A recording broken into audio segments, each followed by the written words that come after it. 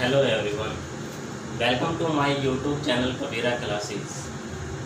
आइए हम शुरू करते हैं 11th केमिस्ट्री का लेसन नंबर 10। हम पार्ट नंबर 1 में कुछ बेसिक टॉपिक्स पढ़ चुके हैं एस ब्लॉक एलिमेंट्स के, जिसके अंदर हमने पढ़ा था कि एस ब्लॉक एलिमेंट्स के अंदर ऑकरेंस, अबेंडेंस और इलेक्ट्रॉनिक कॉन्फ़िगरेशन,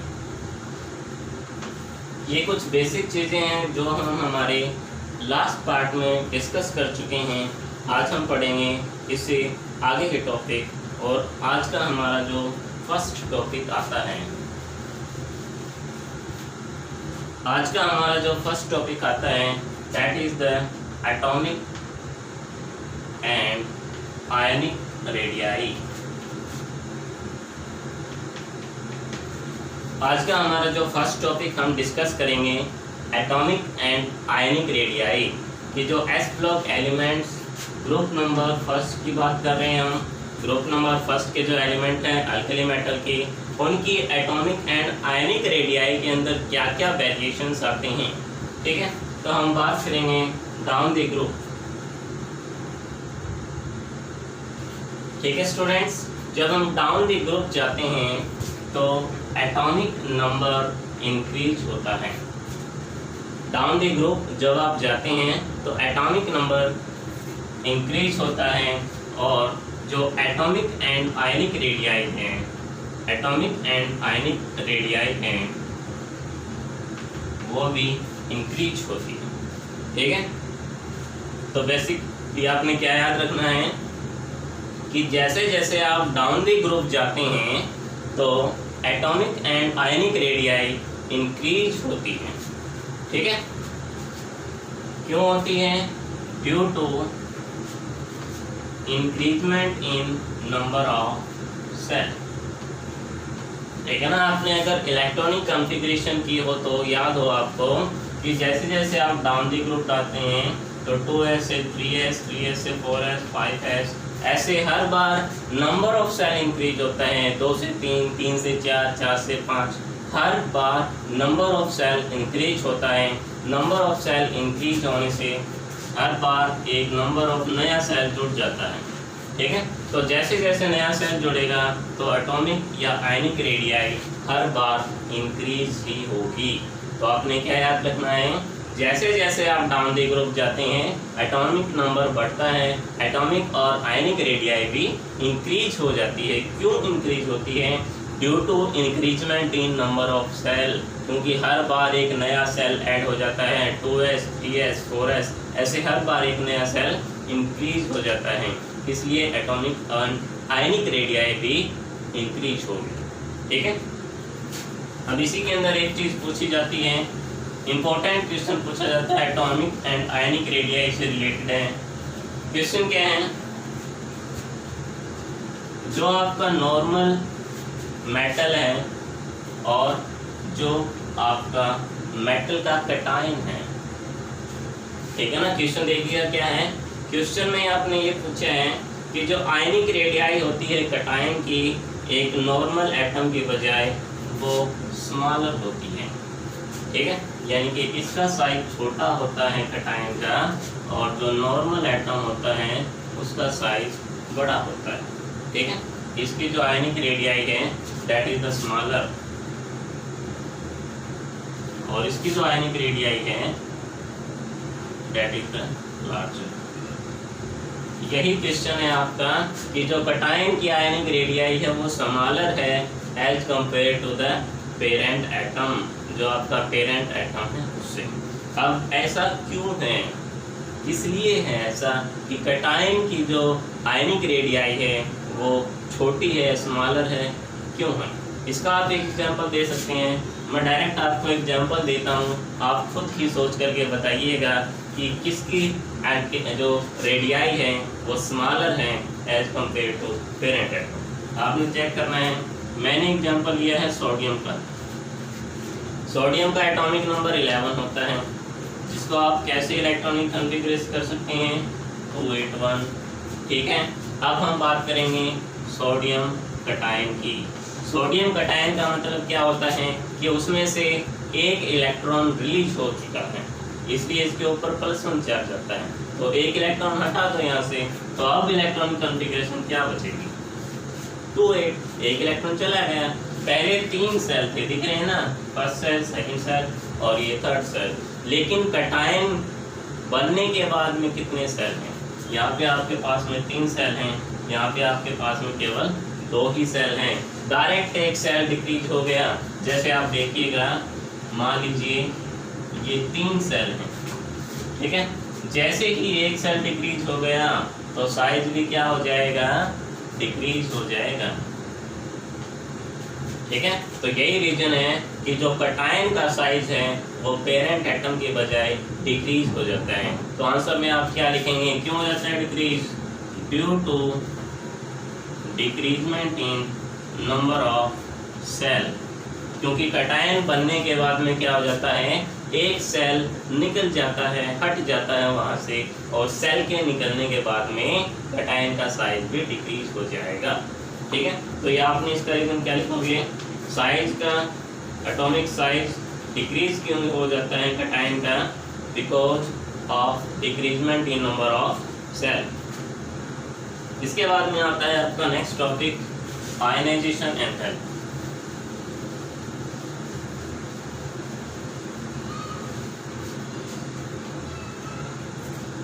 आयनाइजेशन एंथैल्पी।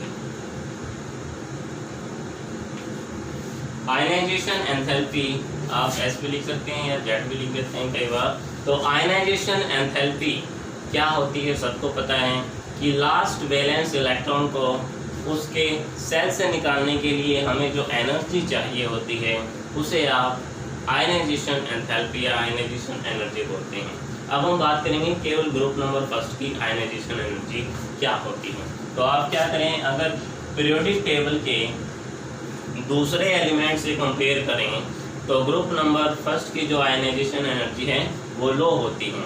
लेकिन अगर आप बात करें ग्रुप नंबर फर्स्ट की, तो जैसे आप लिथियम से आगे बढ़ते हैं सोडियम की तरफ, और सोडियम से पोटासियम की तरफ, और पोटासियम से रुबिडियम की तरफ जाते हैं, ऐसे ऐसे इसकी आयनाइजेशन एनर्जी डिक्रीज होती जाती है, ठीक है। नॉर्मली आप क्या बोलेंगे, जैसे जैसे एटॉमिक नंबर इंक्रीज होता जा रहा है वैसे वैसे आयनाइजेशन एनर्जी डिक्रीज होती जा रही है, ठीक है। इसका रीजन क्यों होता है? जैसे जैसे एटॉमिक नंबर बढ़ता है तो साइज क्या होता है? इंक्रीज होता है। साइज के इंक्रीज होने से अट्रैक्शन खत्म हो जाता है न्यूक्लियस और इलेक्ट्रॉन का। अट्रैक्शन खत्म हो जाएगा तो उसको आपने कम आयनाइजेशन एनर्जी देनी पड़ेगी इलेक्ट्रॉन को निकालने के लिए, ठीक है। इलेक्ट्रॉन को निकालने के लिए कम आयनाइजेशन एनर्जी देनी पड़ेगी। तो सीधी बात है कि जब आप लिथियम से रुबिडियम या और आगे जाएंगे तो आयनाइजेशन एनर्जी डिक्रीज होती जाएगी। तो आप इसको कैसे याद रखेंगे? Ionization energy is inversely proportional to the size. जैसे जैसे साइज बढ़ता है एटम का वैसे वैसे आयनाइजेशन एनर्जी डिक्रीज होती जाएगी, ठीक है बच्चों। तो ये है आपका आयनाइजेशन का टॉपिक। तो सबसे ज़्यादा आयनाइजेशन एनर्जी किसकी है? लिथियम की। और जैसे जैसे आप आगे जाएंगे तो डिक्रीज होती जाएगी। तो इसकी लार्ज और इसकी सबसे कम आयनाइजेशन एनर्जी आपको मिलेगी, ठीक है। इसके बाद में आपका नेक्स्ट टॉपिक आता है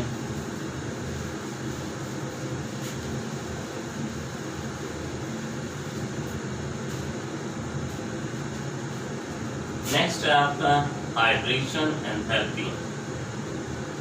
नेक्स्ट क्या है?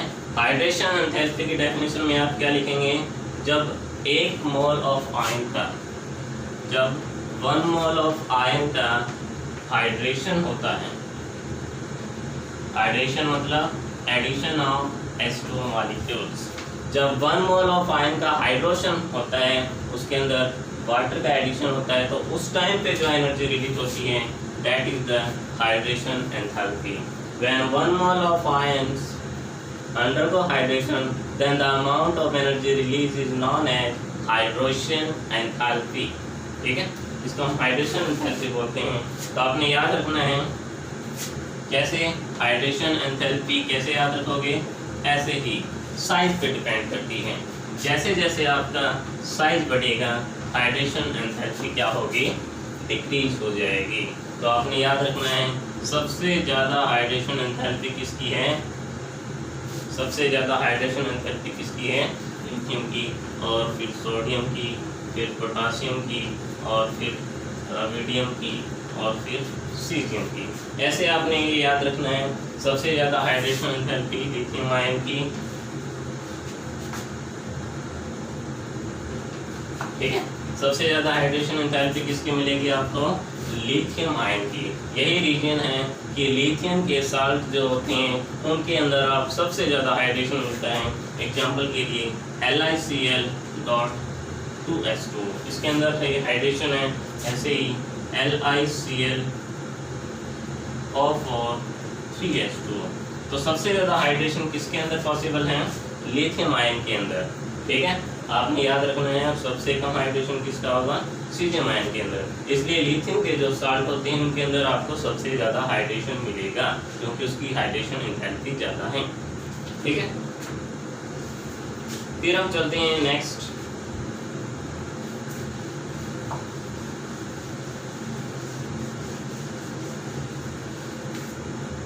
नेक्स्ट है हमारा नेचर कैसी होती है इसके एलिमेंट की।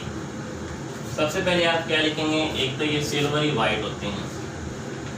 ग्रुप नंबर फर्स्ट के एलिमेंट कैसे होते हैं, सिल्वरी वाइट होते हैं, सॉफ्ट होते हैं, ठीक है।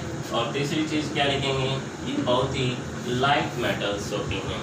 क्या लिखेंगे आप, ग्रुप नंबर फर्स्ट के एलिमेंट यानी एस ब्लॉक एलिमेंट कैसे होते हैं, सिल्वरी वाइट, सॉफ्ट और लाइट होते हैं।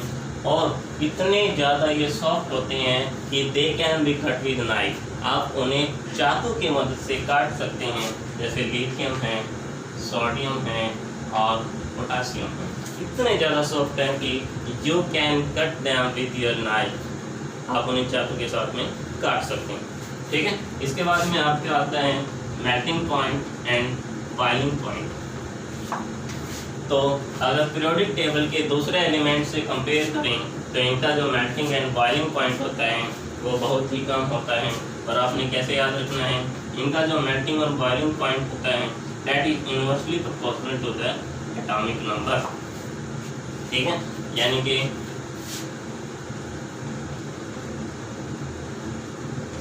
जैसे जैसे एटॉमिक नंबर बढ़ेगा वैसे वैसे मेल्टिंग या बॉइलिंग पॉइंट भी घटेगा, ठीक है, यानी घट जाएगा। एटॉमिक नंबर के बढ़ने से मेल्टिंग या बॉइलिंग पॉइंट घटेगा। ऐसा किस लिए होता है, क्योंकि जैसे जैसे एटॉमिक नंबर बढ़ता है तो साइज इंक्रीज होता है, ठीक है। साइज के इंक्रीज होने से मेटल का जो बॉन्ड होता है वो वीक हो जाता है, और मेटल का जो बॉन्ड है वो वीक होने से मेल्टिंग और बॉइलिंग पॉइंट डिक्रीज हो जाएगा, ठीक है ना। जब मेटल के बीच का बॉन्ड ही वीक हो जाएगा तो सीधी बात है आप उसको इजीली मेल्ट कर सकते हैं और बॉयल कर सकते हैं। तो ये याद रखना है, मेल्टिंग और बॉइलिंग पॉइंट एटॉमिक नंबर पे डिपेंड करता है।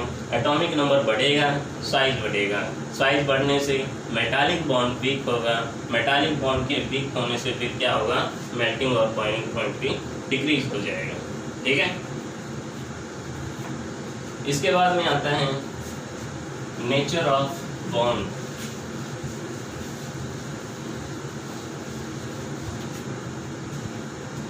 Nature of bond, nature of bond में आपने ये बताना है, नेचर ऑफ बॉन्ड में आपने ये बताना है कि जो एस ब्लॉक एलिमेंट्स हैं वो किस तरह का बॉन्ड बनाते हैं, आयनिक बनाते हैं या कोवलेंट बनाते हैं, किस तरह का बॉन्ड बनाते हैं। तो आप क्या लिखेंगे, आयनिक बॉन्ड बनाते हैं ये S block group number first के एलिमेंट। और ये जो आयनिक कैरेक्टर होता है, आयनिक कैरेक्टर होता है वो इंक्रीज होता जाता है एटॉमिक नंबर के साथ में, ठीक है। यानी जैसे जैसे एटॉमिक नंबर बढ़ेगा वैसे वैसे आयनिक कैरेक्टर बढ़ेगा। इसके पीछे का रीज़न क्या होता है, क्योंकि जैसे जैसे एटॉमिक नंबर बढ़ेगा साइज बढ़ेगा, साइज बढ़ने से आयनाइजेशन एंथैल्पी डिक्रीज होगी, और आयनाइजेशन एनर्जी डिक्रीज होगी तो आप मेटल का जो कैटायन है वो इजीली बना सकते हैं इलेक्ट्रॉन को लूज करके, और अगर मेटल का कैटायन इजीली बनेगा तो इजीली क्या कर सकता है, ये किसी दूसरे नेगेटिव आयन के साथ में इंट्रैक्शन कर सकता है, और इंट्रैक्शन करने के बाद में कैसा बॉन्ड बनेगा, ये आयनिक बॉन्ड बनेगा। तो याद रखें कि जैसे जैसे एटॉमिक नंबर बढ़ता है तो आयनिक करैक्टर बढ़ता जाएगा। क्यों बढ़ेगा? क्योंकि साइज बढ़ने से आयनाइजेशन एनर्जी कम हो जाएगी, और आयनाइजेशन एनर्जी कम होने का मतलब क्या है कि आप वहाँ से इजीली इलेक्ट्रॉन को रिलीज कर सकते हैं, और इलेक्ट्रॉन अगर इजीली रिलीज होगा तो मेटल का कैटायन इजीली बनेगा, और वो किसी नेगेटिव आयन के साथ में इंट्रैक्शन करके क्या बना सकता है, फिर आयनिक बॉन्ड बना सकता है। ठीक है, फिर इसके बाद में आती है डेंसिटी।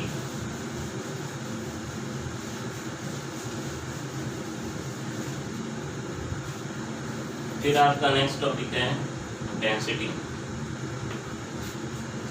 डेंसिटी के बारे में आप क्या बताएंगे? अगर आप दूसरे एलिमेंट से कंपेयर करें तो इनकी जो डेंसिटी होती है बहुत ही लो होती है, और डेंसिटी जो है वो भी एटॉमिक नंबर के इनवर्सली प्रोपोर्शनल है। इसका मतलब क्या है, जैसे जैसे एटॉमिक नंबर बढ़ता जाएगा वैसे वैसे डेंसिटी क्या होती जाएगी, कम होती जाएगी। ठीक है, जैसे जैसे एटॉमिक नंबर बढ़ता जाएगा वैसे वैसे डेंसिटी कम होती जाएगी। तो आप लिथियम से सोडियम, सोडियम से पोटासियम, पोटासियम से रुबिडियम, रुबिडियम से सीजियम की तरफ जाएंगे तो इसकी जो डेंसिटी है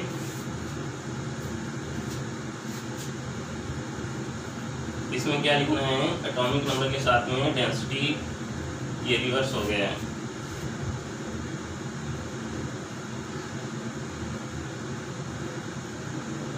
ये उल्टा लिखना है, डायरेक्टली प्रोपोर्शनल होती है इसके अंदर। एटॉमिक नंबर जैसे जैसे बढ़ेगा तो डेंसिटी भी क्या होती है, बढ़ती जाती है, और जैसे जैसे एटॉमिक नंबर बढ़ता जाएगा वैसे वैसे डेंसिटी बढ़ता जाएगा। ठीक है, डेंसिटी और एटॉमिक नंबर में डायरेक्टली का रिलेशन यहाँ पे याद रखना है आपने कि एटॉमिक नंबर जैसे जैसे बढ़ता जाएगा डेंसिटी भी बढ़ती जाएगी। तो सबसे कम डेंसिटी किसकी है, लिथियम की, और सबसे ज़्यादा डेंसिटी यहाँ पे किसकी होगी, सीजियम की होगी। ठीक है, इसके बाद में नेक्स्ट टॉपिक आता है आपका फ्लेम टेस्ट।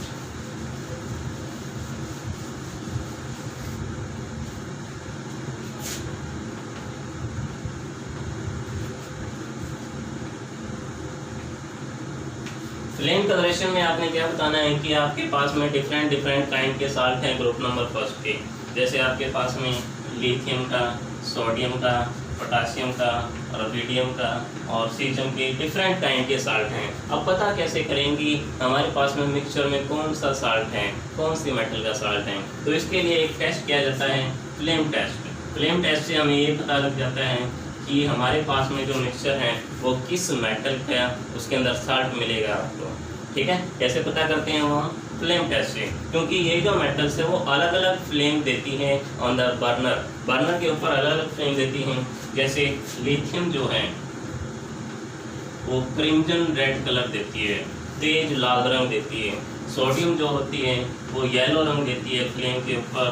पोटासियम जो है वो वायलेट कलर देती हैं, और रुबिडियम जो है वो रेड वायलेट कलर देती हैं, और सीजियम जो होती है वो ब्लू कलर देती है। तो फ्लेम के ऊपर अलग अलग तरह के टेस्ट ये देती हैं, अलग अलग तरह के कलर देती हैं। इसलिए अगर आपको पता करना हो कि आपके मिक्सचर में कौन से वाला मेटल का साल्ट है तो आप उसका फ्लेम टेस्ट कर सकते हैं। ठीक है, जैसे फ्लेम टेस्ट करोगे तो इनके अलग अलग रंग आएंगे। इसके बाद में एक और टॉपिक बचता है आपका, that is the photo electric effect. That is the photo electric effect. ठीक है, फोटो इलेक्ट्रिक इफेक्ट आपने पढ़ा हो क्या होता है? अगर किसी मेटल सरफेस के ऊपर आपने इलेक्ट्रोमैग्नेटिक रेडिएशंस की स्ट्राइक करवाई है, क्या होता है? अगर किसी मेटल के सरफेस पे आपने स्ट्राइक करवाई है इलेक्ट्रोमैग्नेटिक रेडिएशन की, तो इसमें से इलेक्ट्रॉन निकलते हैं, और ये जो इलेक्ट्रॉन निकलते हैं इन्हें आप बोलते हैं फोटो इलेक्ट्रॉन। ठीक है, इस पूरे इफेक्ट को आप क्या बोलते हैं? फोटो इलेक्ट्रिक इफेक्ट क्या होता है इसमें, जब मेटल के सरफेस के ऊपर इलेक्ट्रोमैग्नेटिक रेडिएशन की स्ट्राइक कराई जाती है तो वहाँ से कुछ इलेक्ट्रॉन निकलते हैं और इसे आप फोटो इलेक्ट्रॉन बोलते हैं। ठीक है, फोटो इलेक्ट्रिक इफेक्ट जो है वो ज़्यादातर दो चीज़ें दिखाती हैं, दो एलिमेंट्स के अंदर सबसे ज़्यादा दिखाया जाता है, एक तो सीजियम और दूसरा पोटासियम। ये दोनों जो एलिमेंट हैं ये सबसे ज़्यादा फोटो इलेक्ट्रिक इफेक्ट दिखाते हैं, सीजियम और पोटेशियम, इसलिए इनका यूज़ किया जाता है फोटो इलेक्ट्रिक सेल में। ये चीज़ आपने याद रखनी है कि फोटो इलेक्ट्रिक सेल जो होते हैं उनके अंदर किसका प्रयोग किया जाता है, किस एलिमेंट का, सीजियम और पोटेशियम का, क्योंकि इनके अंदर सबसे ज़्यादा फोटो इलेक्ट्रिक इफेक्ट शो करने की टेंडेंसी होती है। ठीक है, तो फोटो इलेक्ट्रिक सेल क्या करते हैं, लाइट एनर्जी को कन्वर्ट करते हैं इलेक्ट्रिकल एनर्जी में, ये इनका काम होता है फोटो इलेक्ट्रिक सेल का। तो ये आप जरूर याद रखें, फोटो इलेक्ट्रिक सेल में कौन से एलिमेंट यूज़ किए जाते हैं, सीजियम और पोटेशियम, और किसका यूज़ नहीं किया जाता। ठीक है ना, अगर इनके अंदर बात करें तो लिथियम को छोड़कर बाकी सारे फोटो इलेक्ट्रिक दिखाते हैं, लेकिन लिथियम क्यों नहीं दिखाता, क्योंकि इसकी जो आयनाइजेशन एनर्जी होती है वो सबसे ज़्यादा होती है। आयनाइजेशन एनर्जी के ज़्यादा होने से ये इलेक्ट्रॉन को रिलीज नहीं करता है, इलेक्ट्रॉन रिलीज नहीं होगा तो फोटो इलेक्ट्रिक इफेक्ट हो ही नहीं सकता, इसलिए लिथियम का यूज हम नहीं कर सकते फोटो इलेक्ट्रिक सेल बनाने में। क्यों नहीं कर सकते, क्योंकि इसकी आयनाइजेशन एनर्जी ज़्यादा है, इलेक्ट्रॉन रिलीज ही नहीं होगा। ठीक है, लेकिन यूज किसका करते हैं ये जरूर याद रखें, सीजियम और पोटेशियम का सबसे ज़्यादा यूज किया जाता है for making the photoelectric cell. ठीक है, thank you for watching this.